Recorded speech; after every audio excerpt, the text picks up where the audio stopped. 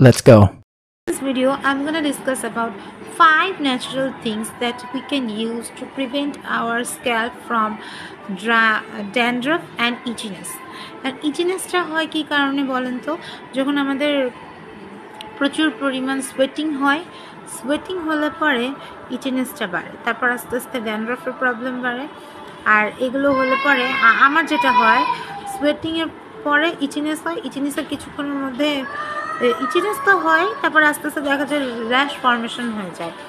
আর মাথার স্ক্যাল্পে যখন rash formation হয় কিছুক্ষণ পর, এটা হচ্ছে ফোরহেড এরিয়ায় আর হচ্ছে এই মানে চিকের এই সাইডের এরিয়ায় মানে খুব খারাপ অবস্থা হয়, একেবারে জ লাইনটা একেবারে হয়ে যায়, র্যাশে ফিল আপ হয়ে যায়। আমার তো এরকম হয়, আপনারা কারা কারা আমার মতো সাফার করেন? আই এম শিওর কেউ কেউ তো এরকম প্রবলেম নিয়ে সাফার করে।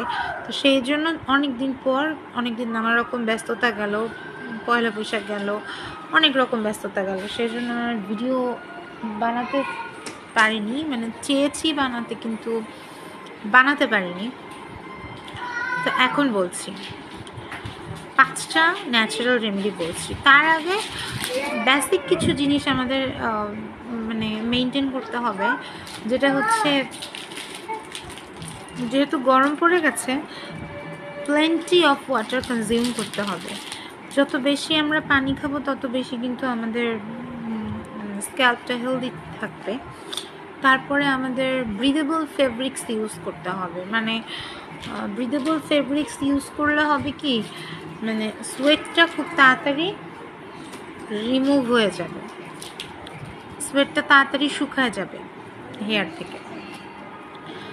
আর আর কি করতে হবে, রেমেডি ইউজ করতে হবে।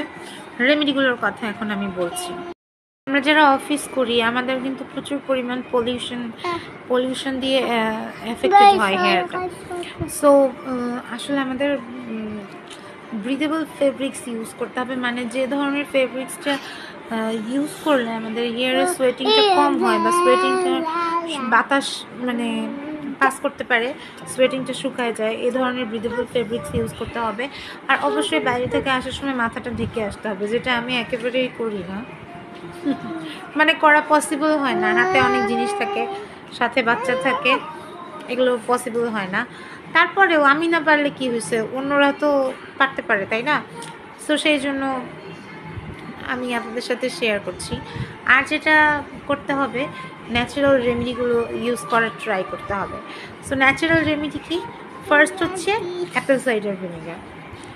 শ্যাম্পু অবশ্যই একটা মাইল্ড শ্যাম্পু ইউজ করতে হবে, যেহেতু আমরা এভরি ডে বা এভরি অল্টারনেট ডে আমাদের হেয়ার ওয়াশ করি। যারা আমরা বাইরে যাই, আমরা এরকম বারবার হেয়ার ওয়াশ না করলে আসলে সমস্যা, স্ক্যাল্পে ইচিনেসের প্রবলেমটা আরও বাড়ে। আমি তো এখন মানে মাথায় শুধু পানি ঢালতেই পারি না, যেদিন আমি নর্মালি পানি ঢালি সেদিনই মানে আমার মাথার মধ্যে প্রচুর ইচিং হয়। মানে পানিটাতেও মনে হচ্ছে যে প্রচুর পরিমাণে, পানিটাও আমার বাসার পানিটা আমার মনে হয় যে পুরোপুরি পিউরিফাইড না। পিউরিফাইড কি, আমার মনে হয় ওয়াটার কোয়ালিটি ভালো না, যে কারণে যে আমার এই প্রবলেমটা হয়। সো অ্যাপেল সাইডার ভিনিগারটা কী করবেন আপনারা, শ্যাম্পু করার পরে, বাবা ডিস্টার্ব করো না, অ্যাপেল সাইডার ভিনিগারটা শ্যাম্পু করার পরে পানির সাথে একটু মিক্স করে ইকুয়াল রেশিওতে 1 টিস্পুন অ্যাপেল সাইডার ভিনিগার নিলে 2 টিস্পুন ওয়াটার, মানে অ্যাপেল সাইডার ভিনিগারটা পানি থেকে একটু কম নেবে, নিয়ে তারপরে মিক্সড আপ করে এটা দিয়ে হচ্ছে হেয়ারটা রিন্স করতে হবে। হেয়ার রিন্স করার পরে অ্যাকর্ডিং টু নিবেন আপনারা, according to your hair length. Hair rinse করার পরে আমরা জাস্ট হেয়ারটা ওয়াশ করে ফেলবো। মানে এটা হচ্ছে শ্যাম্পুর পরে ওয়াশ করতে হবে। সেকেন্ড হচ্ছে অ্যালোভেরা জেল। অ্যালোভেরা জেলটা আসলে খুব সুদিং এফেক্ট দেয়।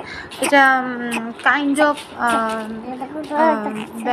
ফাঙ্গাল ইনফেকশন, ব্যাকটেরিয়াল ইনফেকশনের ক্ষেত্রে একটু হলেও, ব্যাকটেরিয়াল না হলেও ফাঙ্গাল ইনফেকশনের ক্ষেত্রে হচ্ছে এটা ভালো কাজ করে।